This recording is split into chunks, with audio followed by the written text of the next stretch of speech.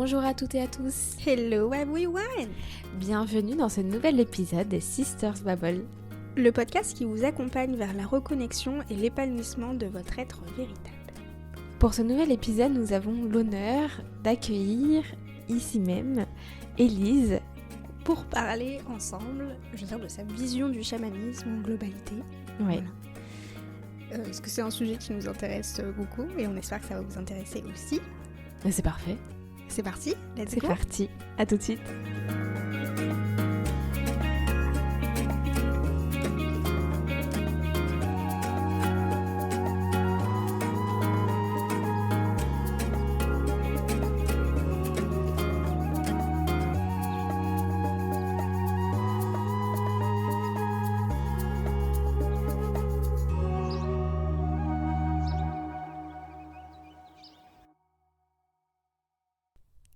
Bienvenue dans ce nouvel épisode. Comme on vous a expliqué pendant l'intro, on a une invitée spéciale aujourd'hui. Donc, Élise, on t'a rencontrée par le biais de Manel. Je crois que ça fait combien de temps maintenant ? Ça fait longtemps, ça fait une bonne année, je pense. Ouais. En tout premier, on va te laisser peut-être te présenter. Comme ça, tout le monde est prend une petite présentation. Peut-être ce que tu fais, etc. Ce que tu aimes. Voilà, avec tout le monde. Ok. C'est difficile de parler de soi là. Ouais. Qu'est-ce que je fais ? Je suis psy en énergétique. Donc j'accompagne des enfants, des adultes en cabinet. Et je fais aussi des groupes. Voilà, donc ça c'est un chemin de thérapie différent que l'accompagnement individuel, qui est assez nouveau dans ma pratique. Ça fait une petite année que je m'ouvre à ça. Voilà, ça c'est ce que je fais. Après, qui je suis, j'aime bien dire que je suis une voyageuse. Voilà. J'ai eu plusieurs vies professionnelles avant de faire ce que je fais là. Je le précise parce que je pense que ça fait vraiment partie de ma pratique. Alors en l'occurrence, la première partie de ma vie professionnelle, elle s'est faite dans l'accompagnement social.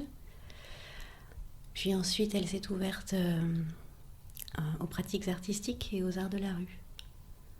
Donc voilà, c'est avec tout ça en fait que je travaille aujourd'hui. Après, je suis maman aussi.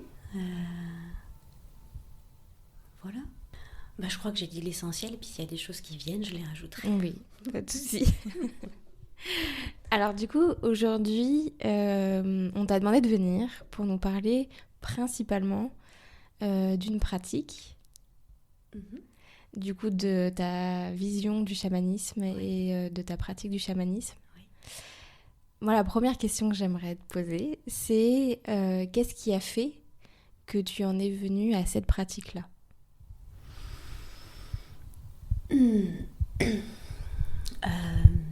Cette pratique, elle est d'abord personnelle. En fait, le chamanisme fait partie de ma vie depuis longtemps. Je ne m'y suis pas ouverte tout de suite parce que j'étais très impressionnée de ça.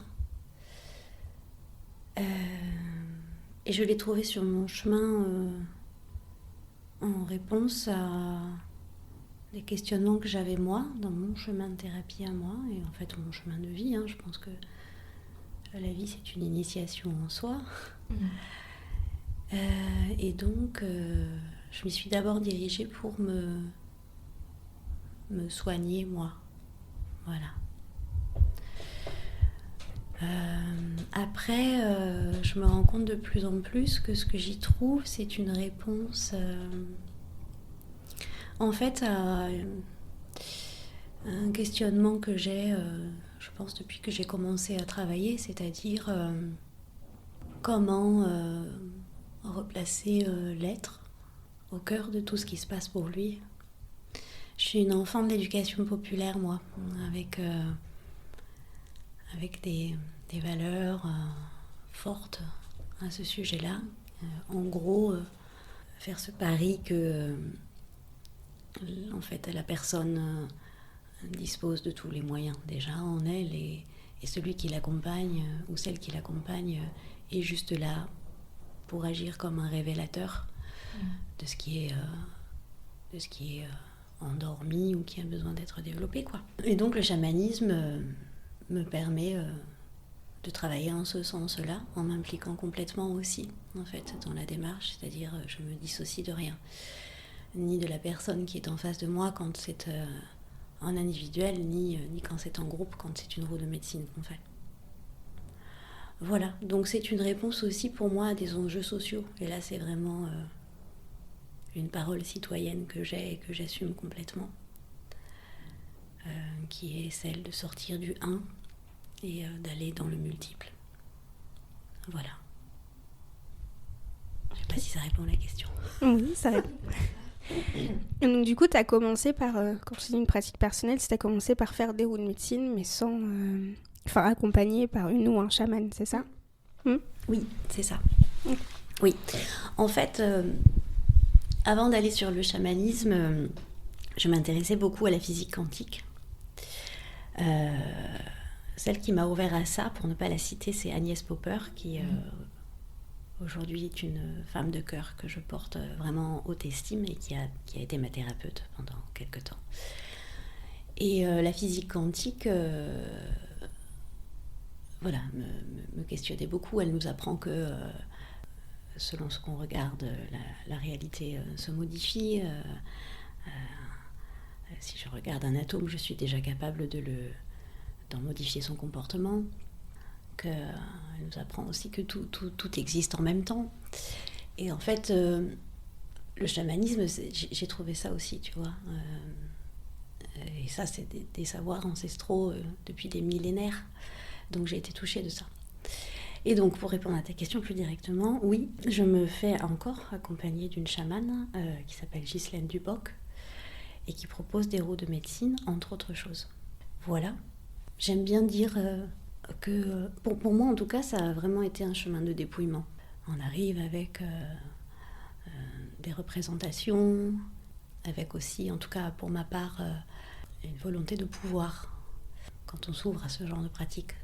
Je dis on, ça n'est pas vrai pour tout le monde, mais ça l'était pour moi au début.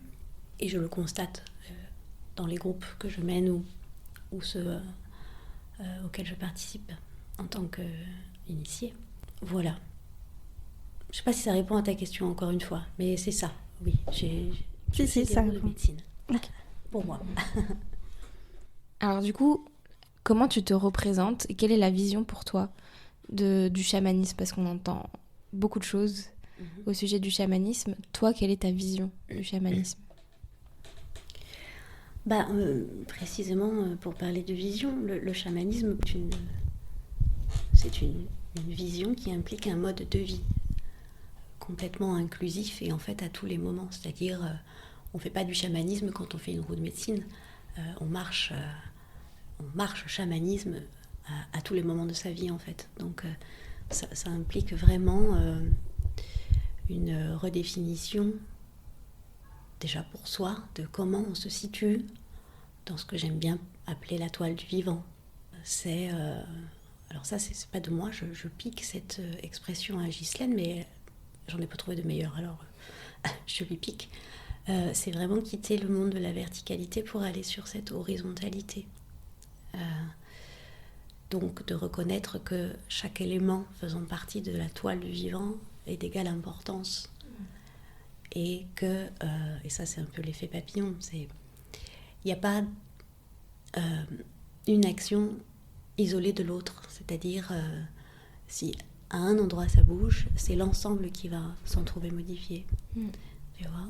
Voilà, donc ça implique d'abord ça, le chamanisme, c'est-à-dire se replacer, non plus au sommet d'une pyramide, parce que c'est un peu ça le drame des sociétés occidentales, c'est que on se vit tous isolés, on se vit un seul.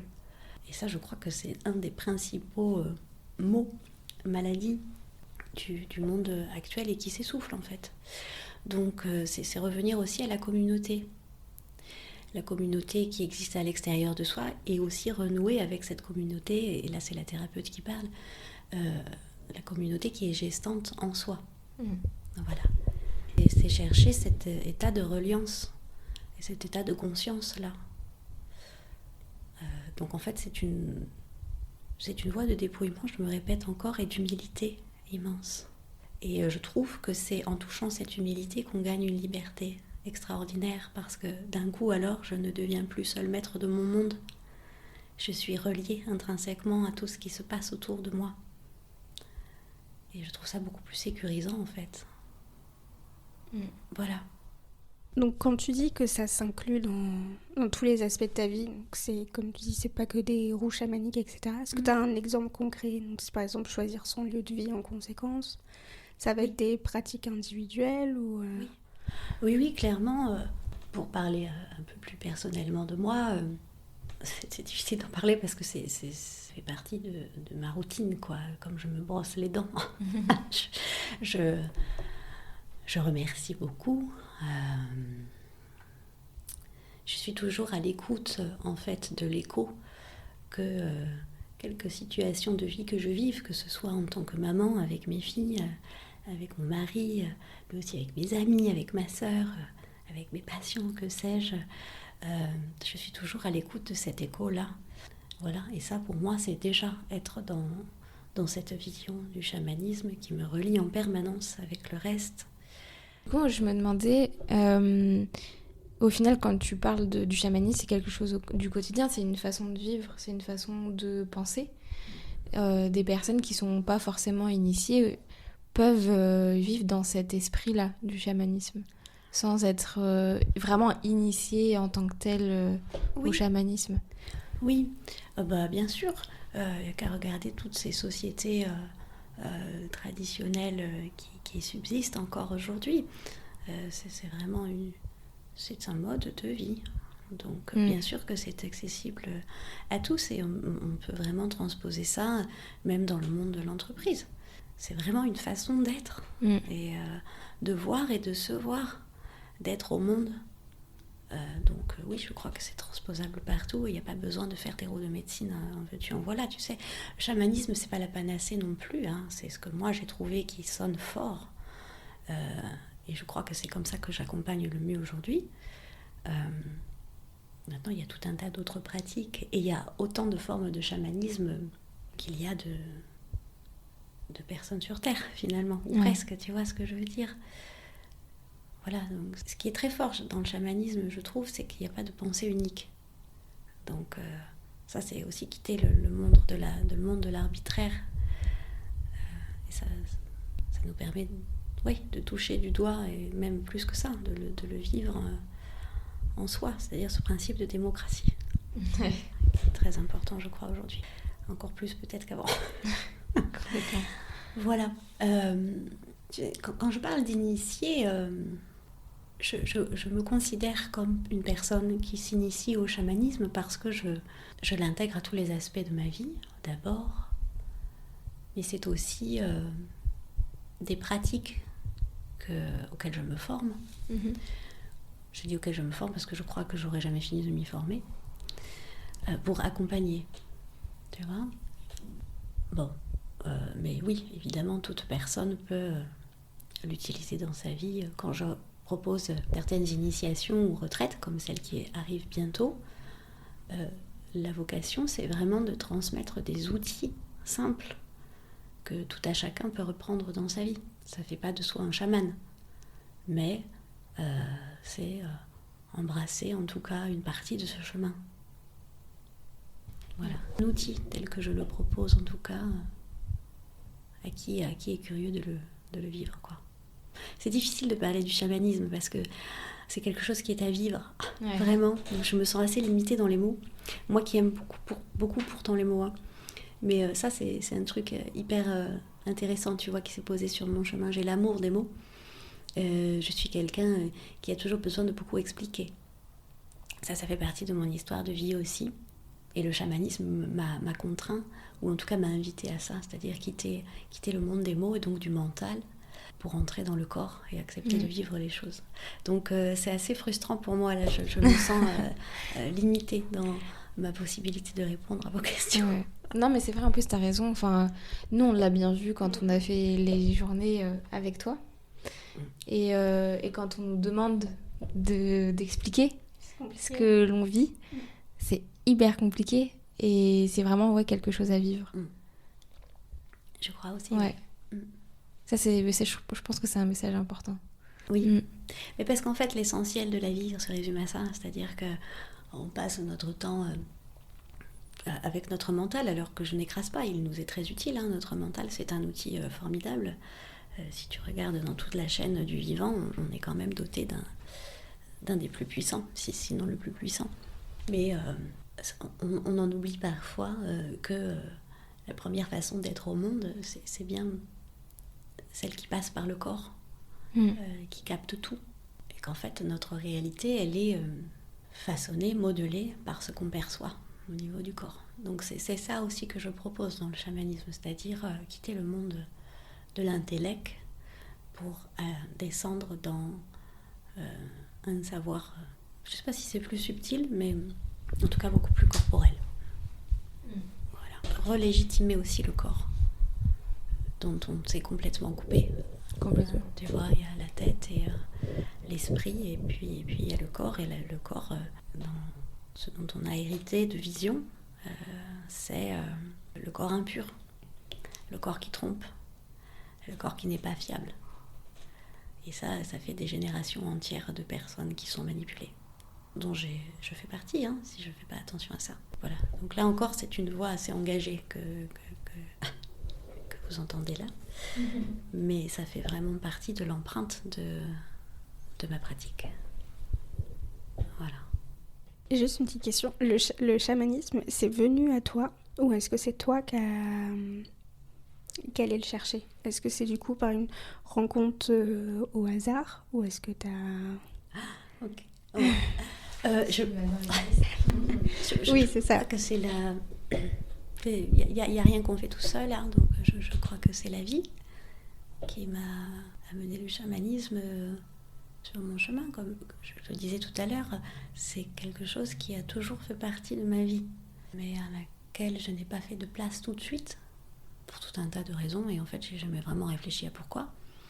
Je suppose que c'est un travail de concert que j'ai mené avec la vie. C'est sans doute qu'à un moment donné, j'ai dû ouvrir un bouquin ou j'ai dû écouter une interview à ce sujet. Je ne sais plus comment ça s'est passé. Je ne saurais pas te répondre là. Je sais pas.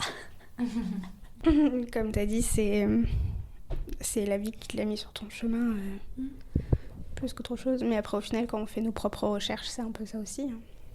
Oui, bien sûr. Oui, je pense qu'à un moment donné, j'ai dû avoir cette proposition, je ne sais plus quel biais. Et ensuite, bien sûr, il y a le choix que j'ai fait aussi, à ce moment-là, d'entrer un peu plus précisément en tout cas de me pencher plus précisément sur la question.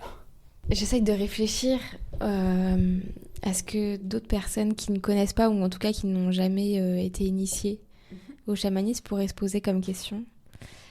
La question qui me vient, c'est... Alors, une journée type, ce serait compliqué. Est-ce que tu peux nous parler, par exemple, de certains outils que toi, tu utilises dans ta pratique du chamanisme avec... alors que ce soit de façon individuelle ou collective, quand tu fais des cercles. Oui. Le principal outil, c'est la roue de médecine, que j'utilise en groupe... Alors, je l'utilise aussi au cabinet, mais en individuel, je veux dire, mais c'est éclairant aussi, mais moins puissant que quand on le vit en groupe. Et la roue de médecine, elle est là comme outil thérapeutique. Elle agit à toutes les dimensions de la personne, en fait. C'est-à-dire que, pour parler très concrètement, vous le savez, je me répète, quand je fais une roue, je propose aux personnes de venir travailler une problématique qui leur est propre. Et chacune, au moment de l'installation, choisit une place qui est loin d'être anodine, puisque c'est déjà l'expression de comment la personne arrive et depuis quel prisme elle se place quand elle vient travailler son problème. Donc ça, déjà, c'est un éclairage que j'apporte dans la roue au fur et à mesure qu'on avance.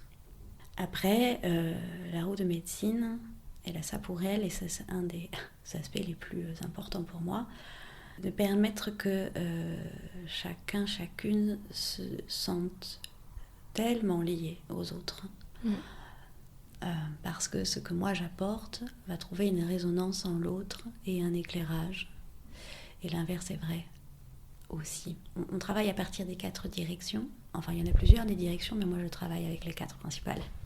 Voilà, donc c'est l'outil principal, voilà, qui va permettre d'interroger la vision que chacun a de sa problématique. Après, une roue de médecine, c'est une spirale, c'est-à-dire qu'on va travailler en strates. Il y a le premier cercle, et puis ensuite on va descendre encore un peu plus en dessous pour trouver le deuxième, le troisième, etc., etc. Voilà, et c'est pour ça d'ailleurs que je me dirige plus vers des formats de week-end, parce que pour avoir essayé de faire des roues sur une journée, alors je ne suis pas la mieux placée pour dire quels ont été les bénéfices, mais je sens que je suis limitée, je ne sais pas travailler sur 12 heures en fait. Voilà, donc ça c'est l'outil principal, c'est la roue de médecine. Après il y a tout ce qui vient, qui est en dehors de mon champ de contrôle.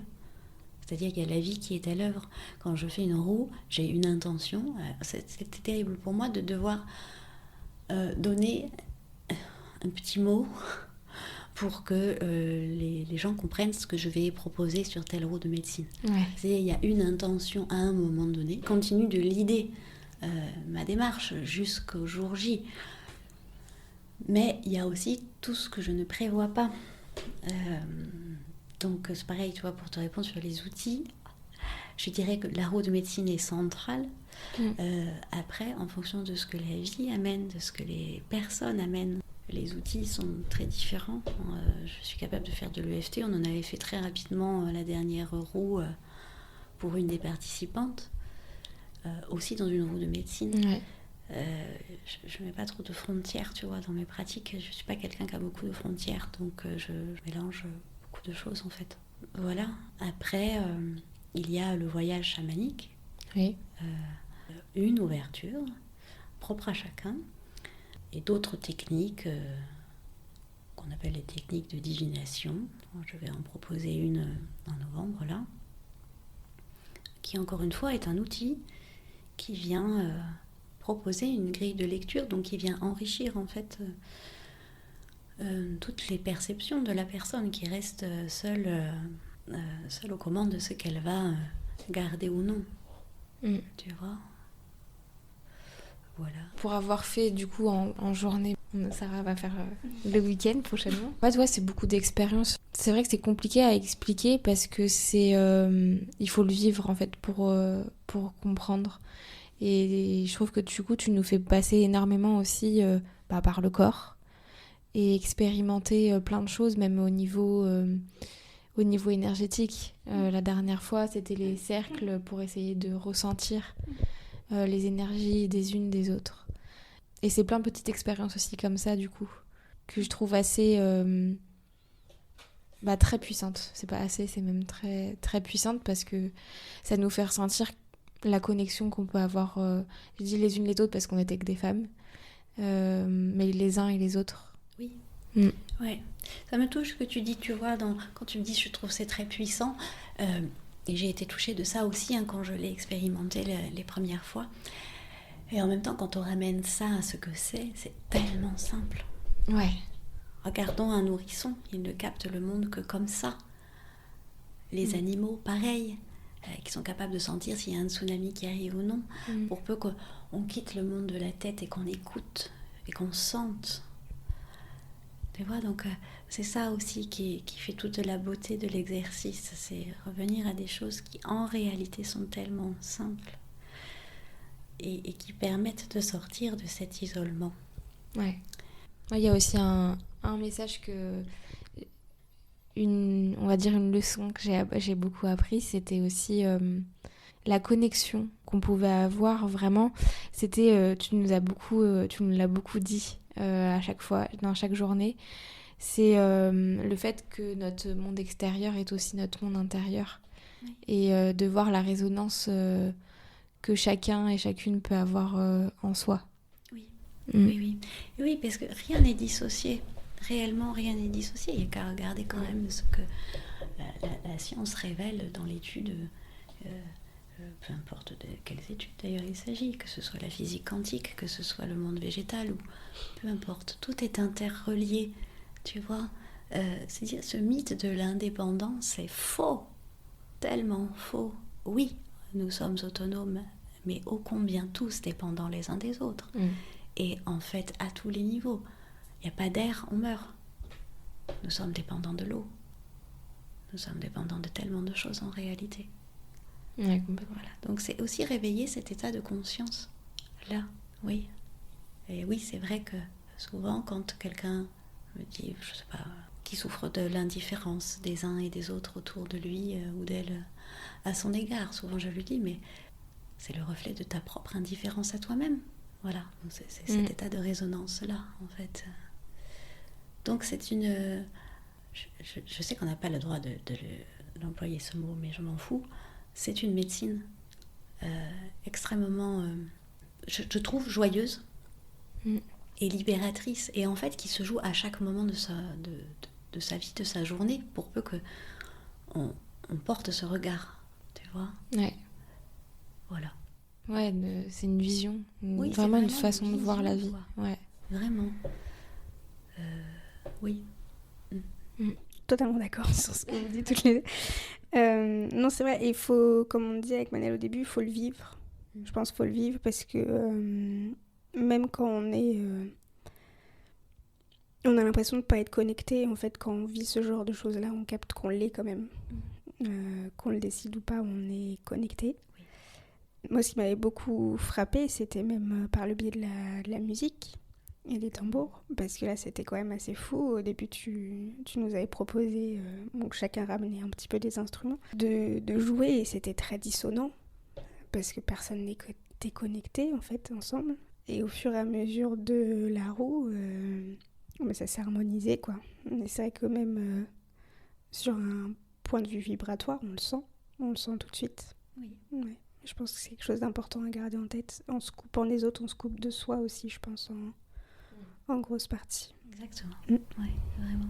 Voilà. C'est des beaux messages. Oui, c'est fou. Oui, mais merci de le dire.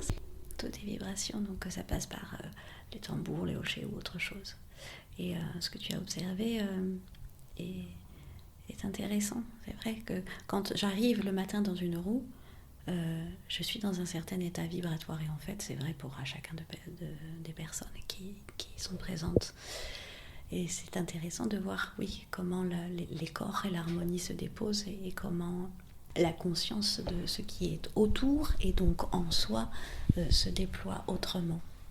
Voilà, donc c'est ça, c'est proposer des capsules temporelles comme ça qui permettent déjà d'éveiller ça en soi et en fait le plus possible ensuite, même si encore une fois je me répète, hein, c'est une vision, c'est pas une panacée. Je ne propose pas d'épouser un dogme, encore un autre, pas du tout. Ce sont des propositions. Avant de se dire au revoir pour cet épisode, est-ce que tu voudrais partager un message, quelque chose vraiment qui te semble important aux personnes qui nous écoutent ? Alors ça peut être lié au chamanisme ou à tout autre, vraiment un message qui te semble important à partager avec nous et eux. Je te prends sur le... Oui, là, je me prends. T'as le temps de réfléchir. Le message.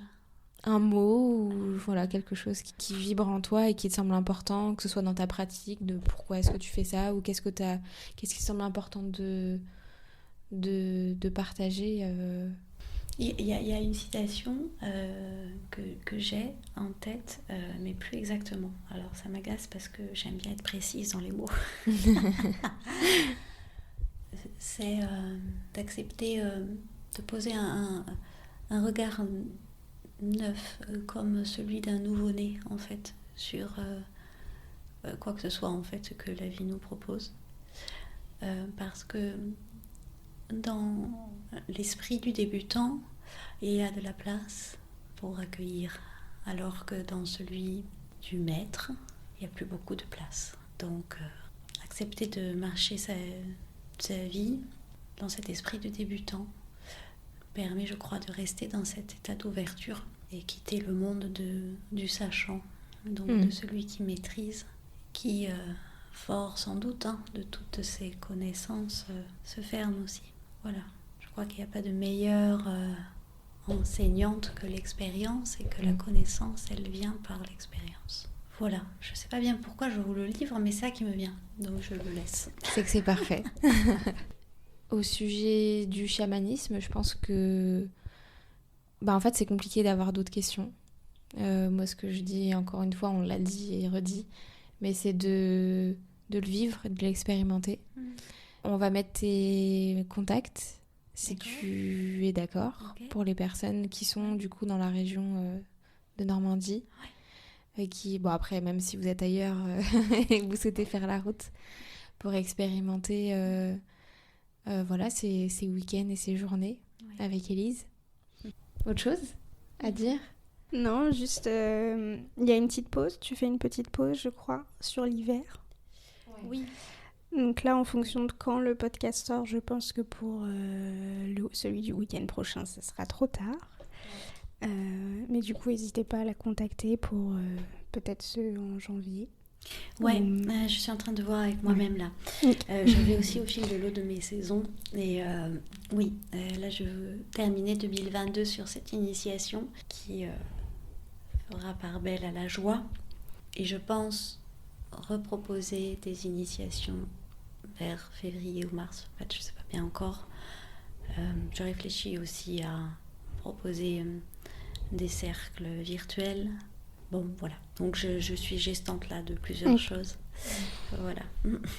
Donc, il faudra garder un œil sur ces informations-là. Ouais. Mais juste, voilà. Moi, je recommande à 1000% parce que vraiment, faut le vivre. Ouais. Une dernière question, Élise, pour les personnes du coup qui nous écoutent. Peut-être que parfois, on peut se dire, est-ce que c'est pour moi ou est-ce que c'est pas pour moi ? C'est ce genre de pratique. Pour quelle personne ces initiations chamaniques et ces cercles. J'ai mal formulé ma question. Je vois, tu vois ce que je veux dire ? En fait, elle s'est ouverte à tous, qu'on soit inscrit dans un chemin de thérapie ou pas, que ce soit pour aborder des problématiques, des blocages précis ou des questions d'ordre plus existentiel. Je crois que le chamanisme n'est fermé à personne et la roue de médecine offre de toute façon une grille de lecture et d'enrichissement, quel que soit ce que l'on vient y travailler. Après, si ce qu'on cherche, c'est à réveiller des capacités, des dons magiques, il ne faut pas venir chez moi. C'est pas du tout ça que je propose, en ce sens où on n'est pas magique. Ni toi, ni moi. En fait, ce qui est magique, c'est la vie, et c'est ça qui passe au travers de soi. Donc oui, il y a des personnes qui ont des capacités un peu plus ouvertes que d'autres, de médiumnité, clairsentience ou je ne sais. Dans une roue de médecine, évidemment que ce sont des sentis qui sont appelés. Alors c'est pas obligatoire bien sûr, mais en tout cas en première intention, c'est pas ça qu'on vient travailler chez moi. Ok. Voilà. Ok. Mais c'est ouvert à tous, bien sûr. Après, il faut être prêt à travailler sur soi parce que forcément, ça chamboule. C'est une voie d'engagement. Ça, oui, c'est une voie qui implique que l'on s'engage. Et que l'on accepte aussi cet abandon. Certains parlent de foi. Voilà, il y a tout ce que je crois que je vais aller trouver. Il y a mon intention et il y a tout le reste que la vie va m'apporter. Ça déjà en soi c'est une expérience initiatique. Ouais. Voilà. Ok. Merci. Avec plaisir, merci à vous. Merci pour ton partage du coup. Merci pour tout. Merci les filles. Et voilà, c'est fini pour nous aujourd'hui. J'espère que c'est un épisode qui vous a enrichi. En tout cas, merci encore Élise, qu'on sait qu'elle va le réécouter. Donc merci encore, c'était un très très beau moment de partage.